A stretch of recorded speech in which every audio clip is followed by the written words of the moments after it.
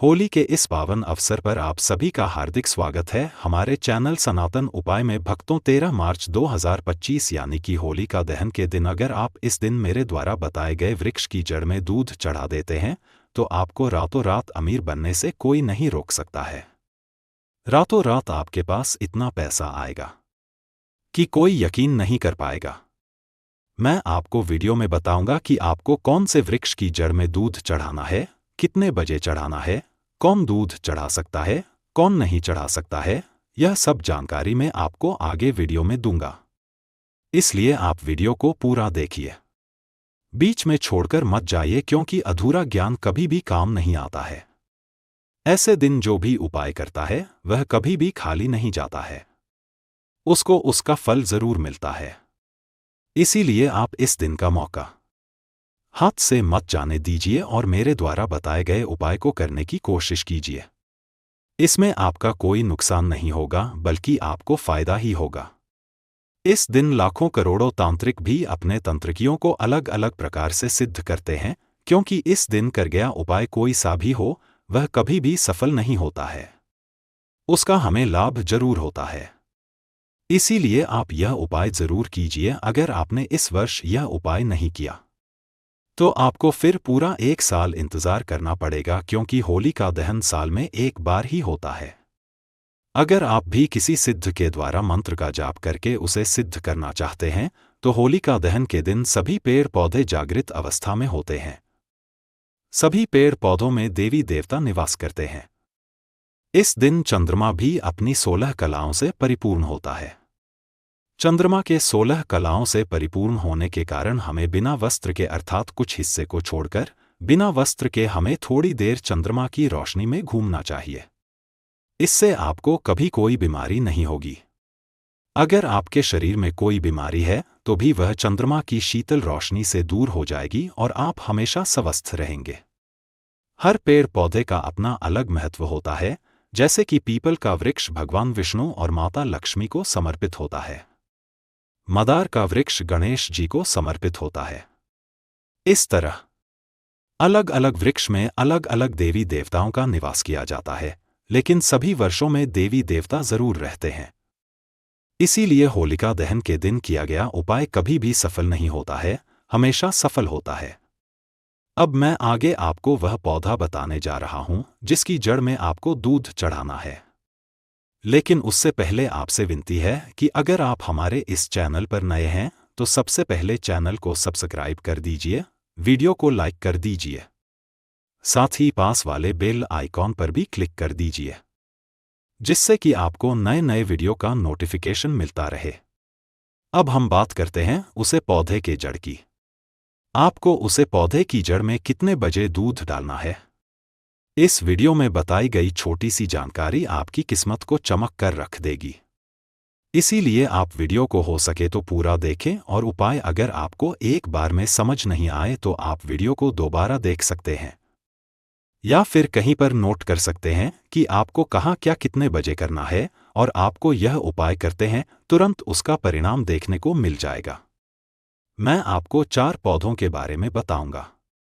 सबसे पहले हम बात करते हैं नीम के पेड़ की। नीम के पेड़ को देवी दुर्गा के समान माना जाता है। नीम का पेड़ जो होता है वह कई सारे बीमारियों में औषधि के रूप में काम में आता है। अगर हमारे शरीर में कहीं चोट लग गई है या बहुत पुराना घाव है तो इसका पेस्ट लगाने से वह घाव धीरे धीरे भरने लग जाता है, वह थोड़े समय में पूरा ही गायब हो जाता है। इसमें बहुत सारी देवी शक्ति पाई जाती है। जितनी भी देवी शक्तियां होती है वह सब नाम के पेड़ में पाई जाती है। अब आपको होलिका दहन के दिन रात्रि 12 बजे के बाद यह उपाय करना है। लेकिन ध्यान रखिए ऐसा नहीं हो कि आप रात को 12 बजे जाने से डरे। आपको डरना बिल्कुल नहीं है। अगर आपको अकेले डर लगता है तो आप किसी को साथ में लेकर जा सकते हैं। आपको रात में 12 बजे के बाद 1 ग्लास दूध लेकर जाना है और 1 दीपक लेकर जाना है। लेकिन नीम का पेड़ जहां सुनसान जगह में हो वहां पर जाइए, जहां कोई आता जाता ना हो, क्योंकि लोग देखकर कुछ भी सोच सकते हैं। अब आपको वहां पर नीचे दिया जलाना है और इसकी जद में वह दूध डाल देना है और हाथ जोड़कर आपको प्रार्थना करनी है कि है देवी शक्ति, आप मेरी गरीबी को दूर कर दीजिए, मेरी सभी परेशानियों को दूर कर दीजिए, मेरी सारी मनोकामना पूरी कर दीजिए। आपको अपनी मनोकामना कहानी है कि यह मेरे मनोकामना पूरी कर दीजिए, हमारे घर में सुख शांति बनी रहे। इस तरह आपको पूरी श्रद्धा से सच्चे मन से प्रार्थना करनी है और आप नीम के वृक्ष से कहिए कि मैं जिस भी उद्देश्य से आपके जड़ में दूध डालने आया हूं वह मेरा काम पूरा हो जाए। इस तरह आपको प्रार्थना करनी है, इस तरह आपको प्रार्थना करनी है। अब मैं आपको दूसरा पौधा बताता हूं, वह है बेल का पौधा। हमारे प्राणों में बेल के पौधे को माता पार्वती के समान बताया गया है, अर्थात कहा गया है कि इसमें माता पार्वती का निवास होता है। और इसके लिए एक कथा भी कही गई है कि जब माता लक्ष्मी को एक शराबी के कारण बेल का वृक्ष बनना पड़ा, इसी कारण यह कोई साधारण पौधा नहीं है, माता पार्वती और माता लक्ष्मी के समान माना गया है। बेल के पौधे पर ब्रह्मा, विष्णु, महेश का निवास माना जाता है। बेल की जड़ में ब्रह्मा जी का स्थान है। संसार में जितने भी तीर्थ स्थान है वह सब बेल के पौधे की जड़ में माने जाते हैं। इसके बीच वाले हिस्से में भगवान विष्णु और जो सबसे ऊपर का हिस्सा है उसमें भगवान शंकर का निवास माना जाता है और इसके पत्तों में माता लक्ष्मी माता पार्वती का निवास माना जाता है। अब मैं आपको एक बहुत ही खास जानकारी बता देता हूं कि जब भगवान शंकर ने समुद्र मंथन के दौरान विष पिया था तब बेल के पत्ते भगवान शंकर को खिलाएंगे, क्योंकि भगवान शंकर विष पीने के कारण बहुत ज्यादा परेशानी का अनुभव कर रहे थे। तब सबने सोचा कि इन्हें कौन सही कर सकता है। तब माता पार्वती ने बेल के पत्ते भगवान शंकर को खिलाए, जिससे उन्हें राहत मिली। इस कारण यह बहुत ही खास पौधा माना जाता है। अगर आप भी होली के दिन अपने परेशानियों से छुटकारा पाना चाहते हैं, अपनी बीमारी से छुटकारा ना पाना चाहते हैं, तो शाम को 7 बजे ध्यान रखिए। शाम 7 बजे आपको बेल वृक्ष के पास जाना है और वहां पर एक घी का दिया जलाना है और आपको एक गिलास कच्चा दूध लेकर जाना है और उसकी जड़ में कच्चा दूध डाल देना है। आपको गाय का दूध ही लेकर जाना है, ऐसा नहीं कि आप भैंस का या फिर जो भी दोस्त मिलेगा लेकर चले गए। एकदम ताजा गाय का दूध ही लेकर जाना है। पैकेट का दूध बिल्कुल भी मत लेकर जाइए। आपको एकदम ताजा दूध ही लेकर जाना है और घी का दिया जलाने के लिए भी शुद्ध देसी घी लेकर जाना है। आपको घी का दिया जलाने के बाद उसकी जड़ में दूध डाल देना है और फिर हाथ जोड़कर आपको प्रार्थना करनी है कि आपके सभी मनोकामना पूरी हो और आपकी जो दरिद्रता है वह हमेशा के लिए दूर हो जाए। आपके धन के भंडार कभी खाली ना हो, आप हमेशा भौतिक सुख सुविधा संपन्न हो। अब अगले पौधे की हम बात करते हैं, वह है तुलसी का पौधा। तुलसी का पौधा बहुत ही ज्यादा पवित्र माना जाता है। जिस घर में भी तुलसी का पौधा होता है उसे घर में नकारात्मक ऊर्जा का बिल्कुल भी बात नहीं होता है। हर तरफ सकारात्मक ऊर्जा ही रहती है। जैसे जैसे तुलसी का पौधा बढ़ता है वैसे वैसे उसे घर का है सदस्य तरक्की करता चला जाता है। इसीलिए इस खास दिन होली के दिन अगर आप तुलसी के पौधे में कच्चा दूध चढ़ा देते हैं तो फिर आपको सभी तीर्थ करने के बराबर पुण्य प्राप्त होगा। आपको सबसे पहले एक नारियल लेना है और तुलसी माता के साथ परिक्रमा करनी है। फिर वह नारियल तुलसी माता को अर्पित कर दीजिए। फिर एक घी का दिया जलाइए और उसके बाद आपको एक गिलास कच्चा दूध उसके जड़ में अर्पित करना है। अगर आपने इस दिन तुलसी माता की जड़ में दूध को अर्पित कर दिया, दूध को डाल दिया, तो फिर आपको बहुत ही ज्यादा पुण्य की प्राप्ति होगी। आपके सारे पाप दूर हो जाएंगे, आपके सभी मनोकामना पूरी हो जाएगी। अब आप हाथ जोड़कर वहीं बैठ जाएं और अपनी मनोकामना कहीं अपनी सारी परेशानियों का दें। आप देखेंगे कुछ दिन में आपकी सारी परेशानियां दूर हो जाएंगी और आपकी जो भी मनोकामना थी वह पूरी हो जाएगी।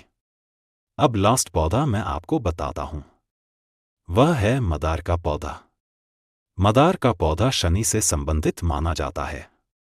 इस पर शनि देव का वास माना जाता है। कुबेर महाराज का भी इस पर वास मनाया जाता है। इसीलिए अगर आप इस दिन इसकी जड़ में दूध चढ़ा देते हैं तो फिर कुबेर यानी कि आपका धन के भंडार कभी खाली नहीं होंगे और संसार में जितनी भी देवी शक्तियां होती है वह सभी इसमें निवास करती है। खासकर जो सफेद रंग के मदार का वृक्ष होता है उसे पर सभी देवी देवताओं का निवास माना जाता है। साक्षात गणेश जी वहां पर होली के दिन निवास करते हैं। इसीलिए आपको होली के दिन रात को 8 बजे से पूर्व यानी कि सूर्यास्त होते ही आपको सफेद मदार के पौधे में कच्चा दूध डालना है और अपने मनोकामना को बोलते हुए प्रार्थना करनी है कि जल्दी से आपकी मनोकामना पूरी हो जाए और अपनी मनोकामना बोलते हुए ही आपको वहां पर कच्चा दूध डालना है। आप देखेंगे कि आपकी सारी परेशानियां दूर हो गई और जो भी आपकी मनोकामना थी वह पूरी हो गई। जो आपका गुप्त धन है आपको उसका पता भी नहीं है, वह भी आपको कहीं ना कहीं से प्राप्त हो जाएगा। इसीलिए आप ऐसा मौका हाथ से मत जाने दीजिए क्योंकि यह मौका बार बार नहीं मिलता है, साल में एक बार आता है। फिर आपके पूरे 1 साल इसका इंतजार करना पड़ेगा। लेकिन आपको यह सब उपाय करने में कुछ सावधानियां रखनी होगी, कुछ बातों का खास ध्यान रखना होगा। यह सब उपाय सिर्फ पुरुष ही कर सकते हैं, महिलाओं को यह उपाय नहीं करने हैं। और आप जो भी उपाय करें पूरी श्रद्धा से वह सच्चे मन से कीजिए, वह उपाय जरूर सफल होगा, आपको उसमें कामयाबी मिलेंगे, आपकी हर मनोकामना पूरी होगी, सारी समस्या दुष्कष्ट पाप सब दूर हो जाएंगे। इस तरह मैंने आपको इस वीडियो में जो भी 4 पेड़ पौधे बताए हैं, हम में से आप किसी भी एक पेड़ का उपाय जरूर कीजिए और फिर भी कुछ समझ नहीं आया हो तो आप मुझे कमेंट बॉक्स में कमेंट करके पूछ सकते हैं, या फिर वीडियो को एक बार फिर से देखकर अच्छे से समझकर ही आपको उपाय करना है। कौन से पेड़ का उपाय कितने बजे करना है, यह सब बातें आपको ध्यान में रखनी है। आप वीडियो देखते समय ये सब कहीं नोट भी कर सकते हैं। इसीलिए यह 13 मार्च 2025 को जो होलिका दहन होने जा रहा है, इतने खास मौके को आप अपने हाथ से मत जाने दीजिए। आशा करता हूं आपको मेरी वीडियो पसंद आई होगी।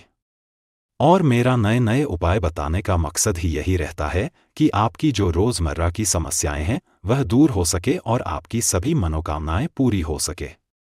एक बार फिर से आपसे विनती है कि अगर आप हमारे इस लक्ष्मी दर्शन चैनल पर नए हैं तो सबसे पहले चैनल को सब्सक्राइब कर दीजिए, वीडियो को लाइक कर दीजिए। और अगर आप सच में माता लक्ष्मी की कृपा प्राप्त करना चाहते हैं तो पूरे सच्चे मन से कमेंट बॉक्स में जय मां लक्ष्मी जरूर लिखिए।